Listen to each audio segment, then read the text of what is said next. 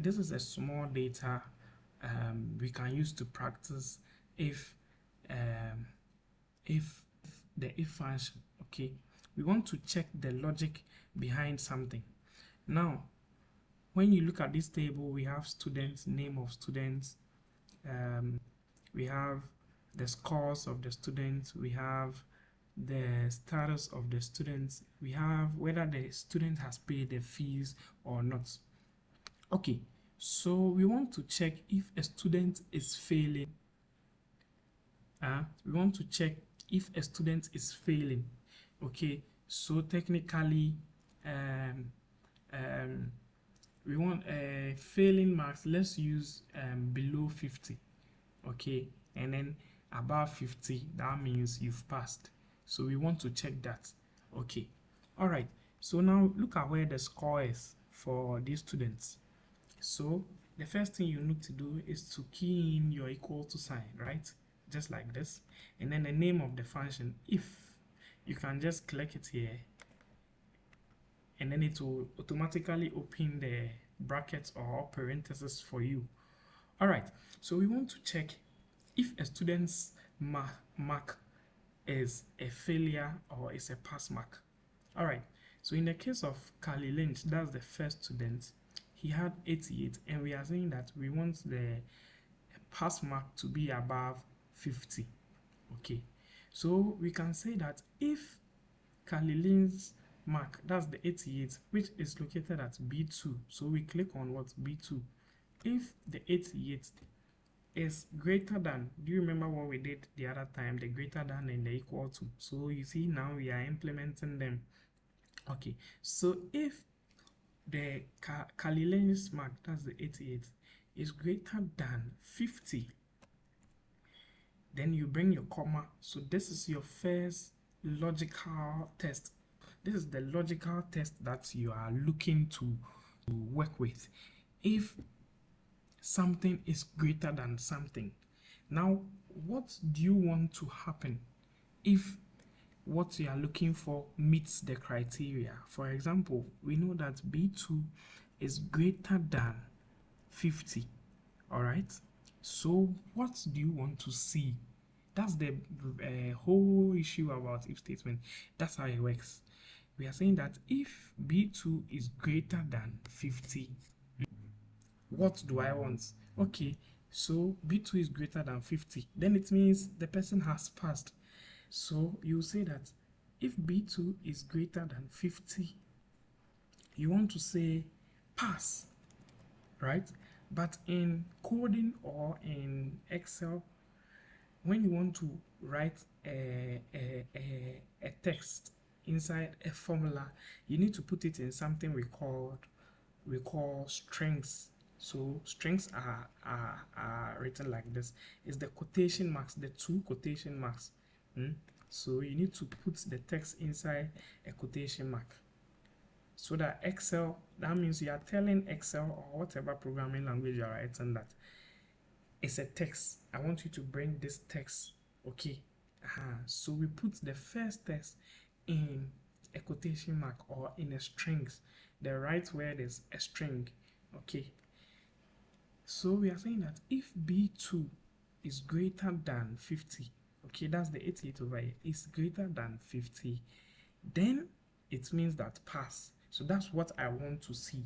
If it's greater than 50, I want to see pass. Otherwise, if it is not greater than 50, okay, what do I want to see? I want to see fail.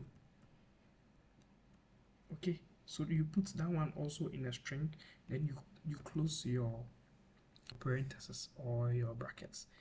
All right, so this is basically if the if statement always has 3 characters. Okay, the first character is the logic, the logical value, that is the B is greater than 50. In other cases, it could be another thing. If something is equal to something, okay, so we are saying that if B is greater than 50, that is the first one. Then the second one is, what do you want? So if B is equal to, is greater than 50, what do I want? I want to see pass. Okay, otherwise if b is not greater than 50, okay, if b is not greater than 50, I don't want to see pass. Okay, so let me just do this. If b is greater than or equal to, because we say below 50 is what? Is fail. Okay, that means if you get 50, you've passed. So if b2 is greater than or equal to 50, what do I want to see? I want to say, oh, the person has passed. So that's the second one. Then the third one is, what if b2 is not equal to or greater than 50? Then that means the person has failed. So these are the three characteristics of the if statement. As you can see over there, the logical test, that's the logical value you want to see, you want to use, okay? Then the value, if the logical test you are passing is true, then the value, if it is false, that means if the b is not greater than or equal to 50, what should happen? It means the person should fail.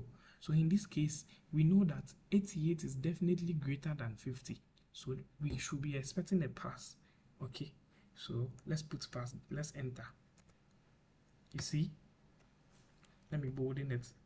Okay, so now you can see that our 88 is showing that what? Pass. Okay, so now that we have passed out this formula, we can drag it. Don't forget the other time I told you how to drag.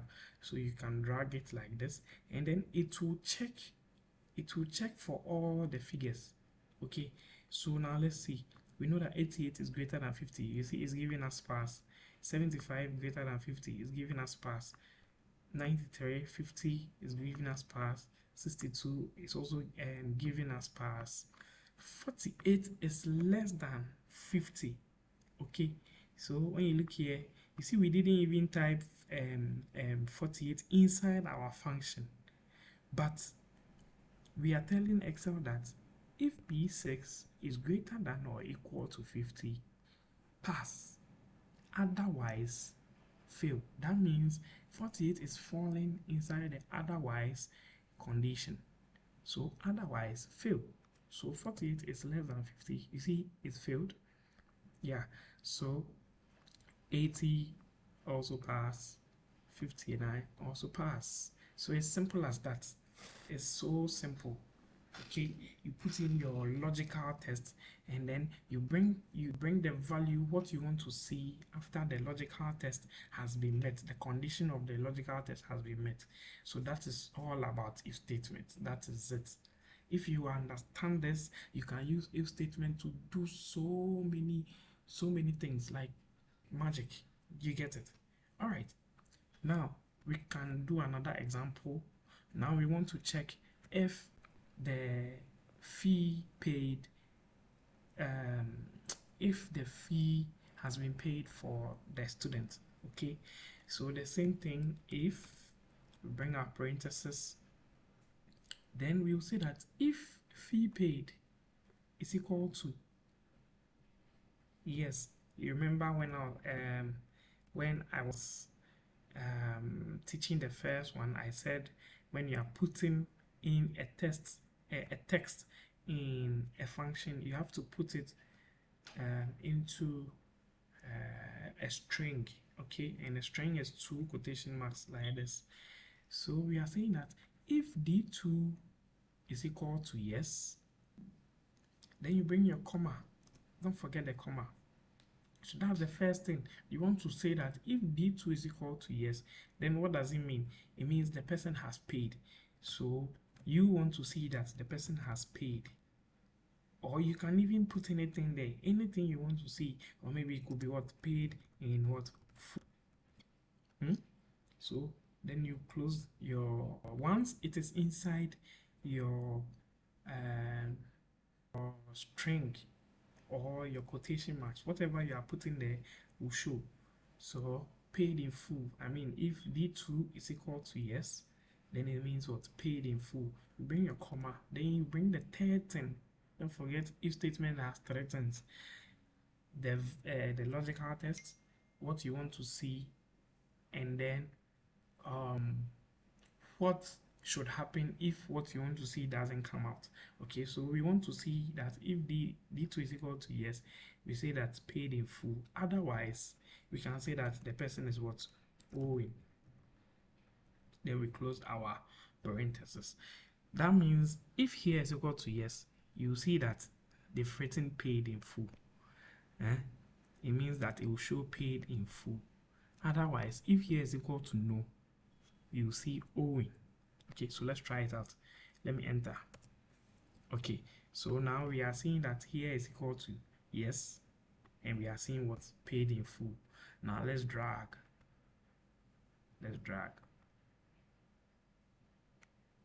Okay, so you can see that wherever there is a no, you can see owing.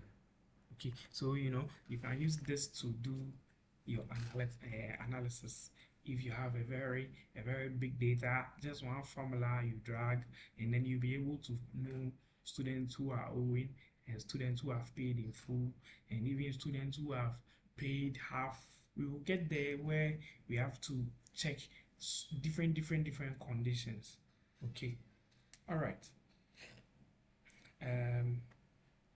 So there are these two other formulas, a function. So sorry, there are these two functions that I want to teach you, and then when I do another video or when we meet another time, we will use it together with our if statements. Okay, all right. So before we do the grading parts, let's do the paid and active, and then inactive and not paid. Okay, so I have two formulas that I want to function. Sorry, why do I keep saying formulas? Two functions that I want to teach you. The first one is called end. Our own end. Kojo and Ama, Richard and Grace, that kind of end. This one, end like this. It is also used to do analysis. Okay, it's a function you can keep in your pocket and to help you so well if you understand it. All right, so what do we want to check? We want to check if a student has paid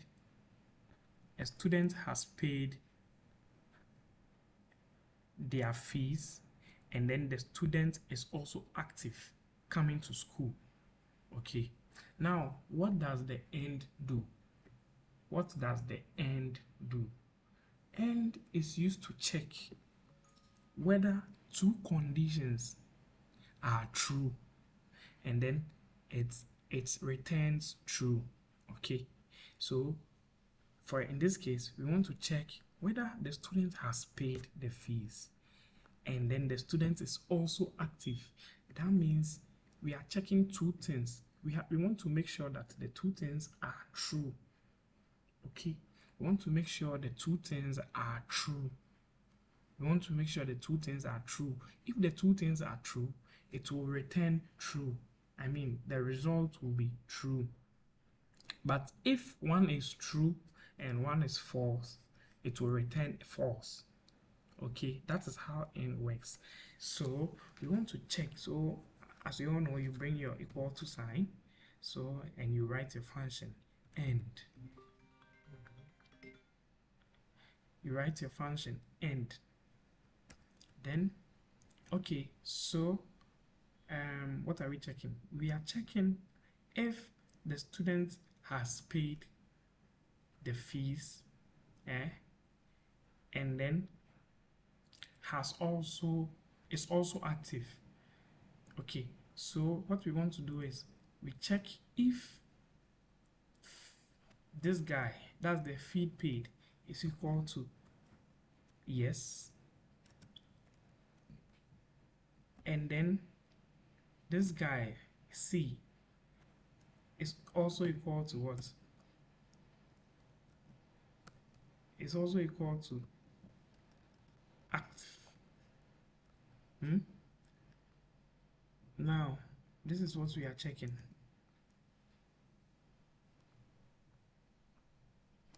Okay, so we want to check if D2 is equal to yes, yes means the person has paid the fees, right, in this case.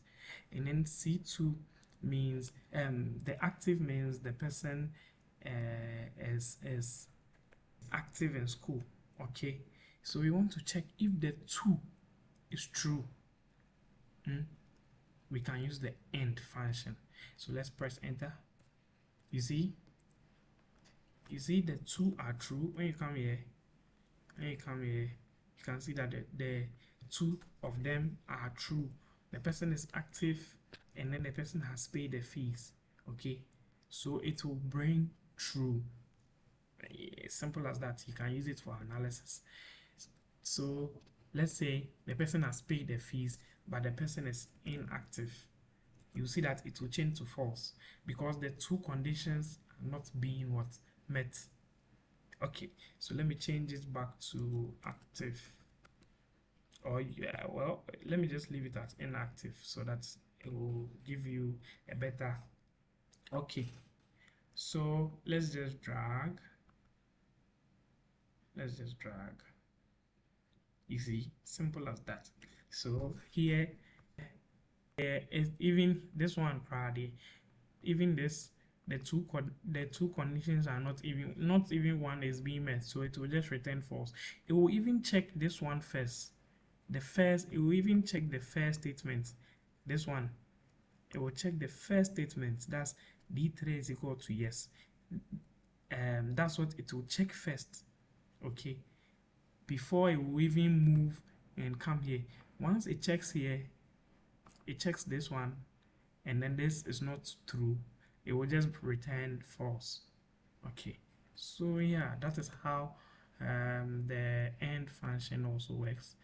Another time, if possible, when we meet this weekend, or if I do another video, I'll teach you how you can nest it into an if statement, okay, to help you get a certain result that we will be looking for, a very complicated result that we want to see, or a situation. The if and the AND will do the magic. All right, so yeah, that's for the AND. Then AND and OR, they work together. If it's not AND, it will be OR. So there is another function called the OR. So now even in English, when I tell you I want mango or orange, that means if you get mango, bring it. Otherwise, if you don't get a mango and you get orange, just bring it like that. So that means OR will check only one thing, unlike the AND. The AND that will check 2 things and make sure all the 2 things are true before it returns true. But OR will check only one. Okay, OR will check only one. If that one is true, it will just return true without checking the second condition. So in this situation, we want to check if the student is inactive, or so let me just do this side, or not paid. Okay, so we want to check if the student is inactive or not paid. Okay, so we say if C2 is equal to what? Inactive. We are writing the text, so we bring our strings. C2 is equal to inactive. Then we bring your comma. Or this guy is equal to no. No means not paid in this our situation. Okay, you see, so the OR will say that check whether C2 is equal to inactive, and then D2 is equal to no. Now what this does is it will just come here to our C, it will just come here and then check if it's inactive. Once this is inactive, it will just return what? True. That's it. It will not even go and check the second one. Okay, unless of course this one is not inactive. When it checks C, it is active. then that means C is not meeting the condition. Then it will move on and come and check the D2, okay, and check if the D2 is no. Okay, once the D2 is no, it will return true. But if the D2 is also a yes, it will just return false, because this time around none of the conditions are being met. So what the OR does is it wants to just check one logical reasoning, only one condition. Once it checks that condition and the condition is true, it will return true. So let's press enter. Okay, so you see in this situation, so you see this situation, it is checking whether C2 is inactive and then D2 is no. But look at something, the C2 is inactive, but when you come here, the D2 is what? Yes, but still it returned a yes. That means it checked only one condition. It checked only one, this one. When it realized that one was true, it didn't even come and check this one. Okay, so unless it checks this one, it checks the status, and then maybe that one is active. If that one is active, it will go on and come and check D2. If that one is also not a no, then it will return a false. You see, so that's how it works. So let me put it back at inactive. That's it. Okay, so now we can drag.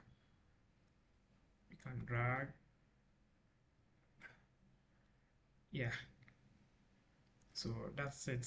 Now today we've learned if, and then we've learned and then or. Okay, so you know how to use these functions. It's simple, you can understand it easily.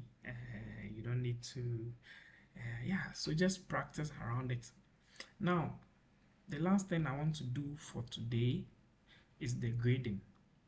This one is a bit complicated, but when you follow closely, you would understand what I am doing. Okay, so I want to teach you something we called the nested if.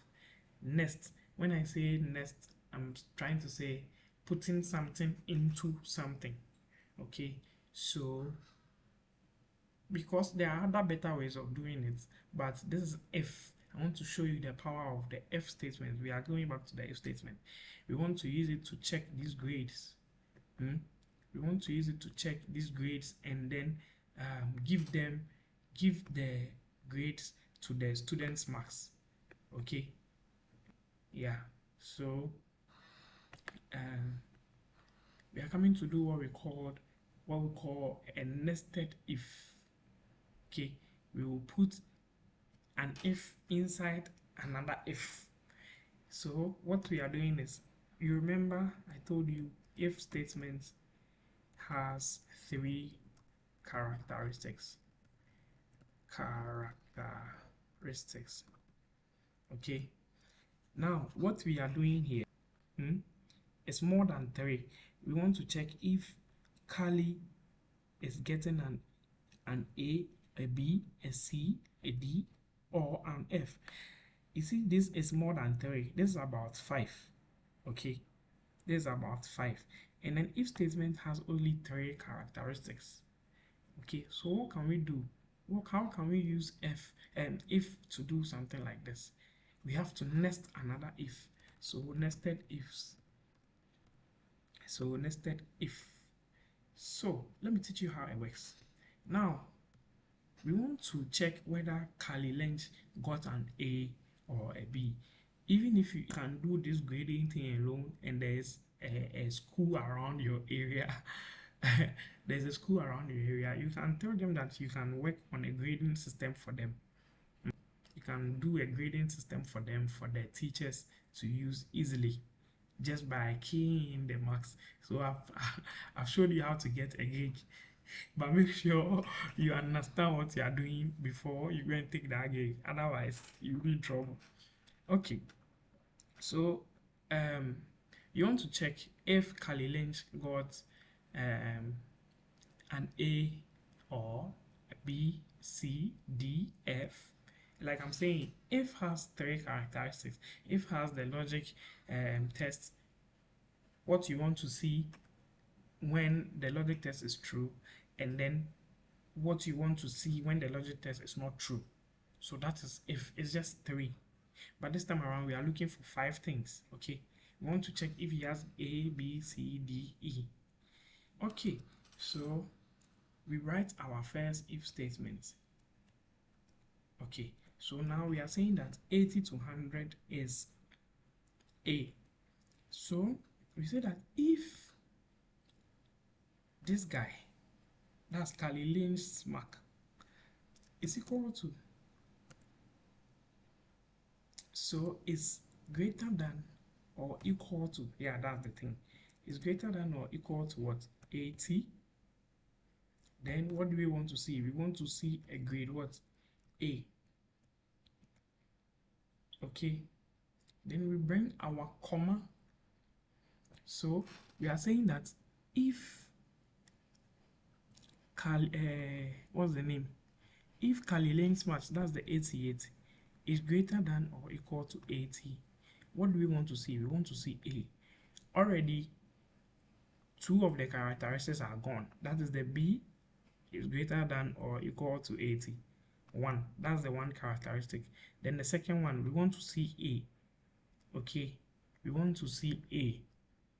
Okay, then the third one, if maybe we were doing it between just two grades, like maybe A and B, then we don't have to do a nested if. We could just bring our B, then we've met all the three conditions, then we enter, it will give you A automatically. But this time around, we want to check it against 5 grades. Okay, good. You want to check it against 5 grades so that it returns one of the grades when the condition is met. So if B2 is greater than or equal to 80, then it means Kali Lynch has gotten A. Okay, okay. Then this is where the nested if comes in.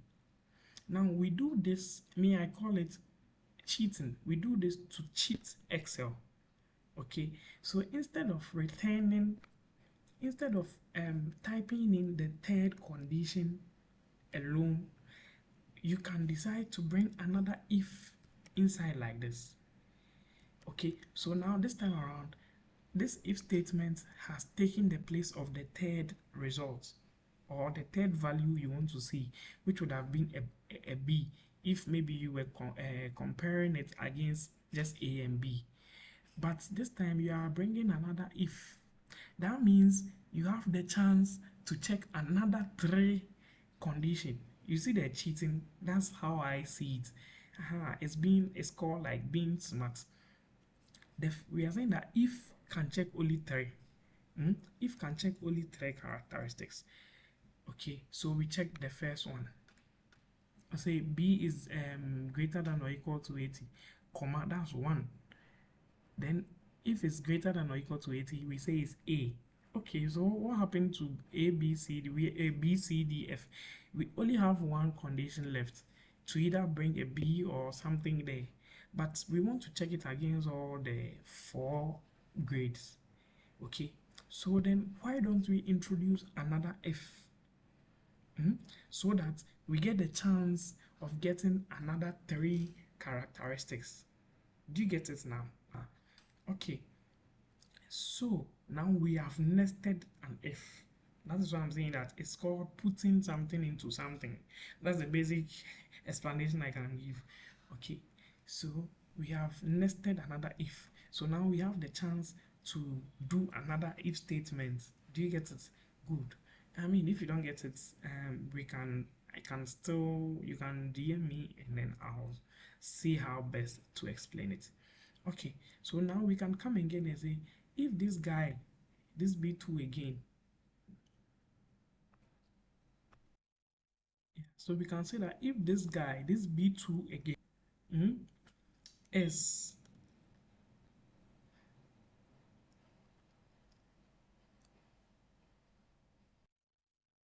if this guy again is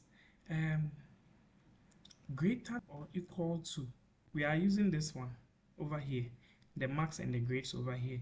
So if this guy, that's the B2, which is 88, is greater than or equal to 70, then we are saying that he has gotten what? A B. Okay. Now the first if has 3, so 1, that's the B, and the 80, the A, and this if statement makes the first if statement meets the third characteristics.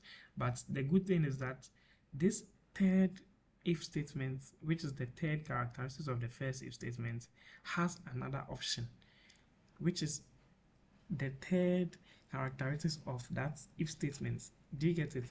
So that means we can bring another if statement. Also say that if this B2 is greater than or equal to 60, then what is happening? Let's say that this guy has gotten what? A C. Okay. Then we can bring another if statement again. We can bring as many as we want. Okay. So if this guy, this same guy again, is greater than or equal to what did I do? So I did 60, so 50, then he has gotten a D. Now over here, this is the last part. Okay, so as you can see, we have done for A, we have done for B,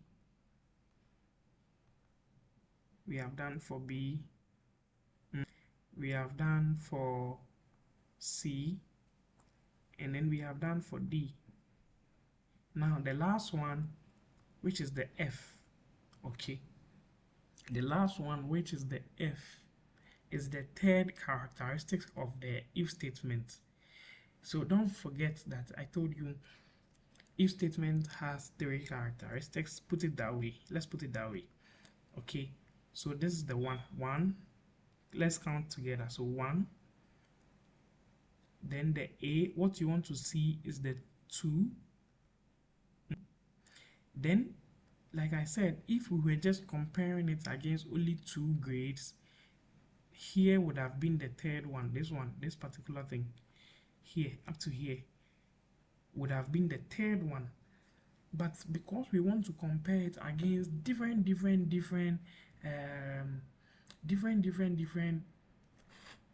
grades, we decided to cheat Excel and then bring another if. Okay, so even though this if has become the third, automatically it has become another first. I hope you get what I'm trying to say. So now it has opened the chance for us to continue.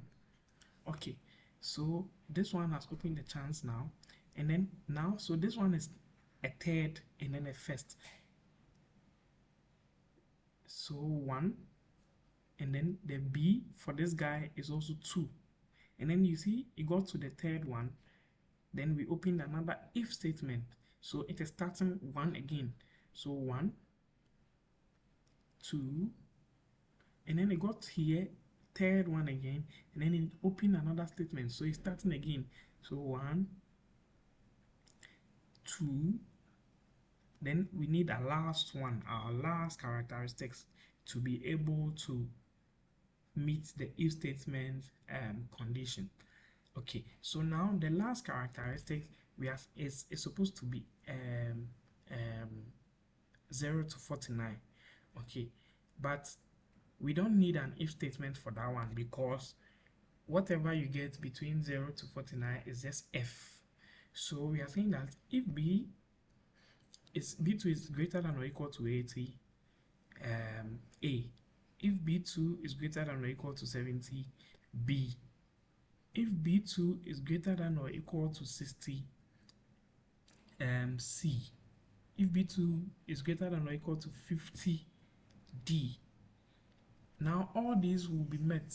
These things will, Excel will make sure it will check from 100 to 80, check from 79 70 to 79, check from 60 to 69, check from 50 to 59. Any other thing outside these guys will be an F. I mean, lower than these guys will be an F. Okay, so it means our third condition will automatically just be F. I hope you remember that the third condition is what you want to see after the first conditions are met. So F. Okay, so now let's press enter. Oh, I lost. Okay, yeah, you see. Okay, good. So let me teach you something. Now, another thing we should take note of is that how many parentheses have we opened? So let's count. 1, 2, 3. Guys, so somehow the video ended. I didn't know. So yeah, I was telling you about the brackets. So we were counting the brackets 1, 3, 4. That means we need closing brackets, 4 closing brackets, right? So 1, 2, 3, 4. You get it. Then we press enter. Then it will bring our grade. We just drag. Yeah, so this is how the nested ifs work. You see, easily we've been able to do grading for, you know, for some students. Anytime we add a student, let's say Joseph Odum, and then we bring my marks, obviously I'll get 99. Easy, I'll get 99. So anytime we bring my math, and then I think there's a formula here already. So let's drag a little bit further. Okay, so now because here is 0 empty, it's bringing F. Okay, so because it's 0, right? Let's bring another name, maybe Graham. Let's give Graham 80. You see, Graham is also getting an A. Let's bring Grace and give Grace maybe 35. You see, she failed because okay, we also have a formula here that is checking if 35 is below 50, which will give you fail and all that. Yeah, so basically this is what you can do with if statements. Yeah, so let me end here. If you don't understand, you can just send me a DM.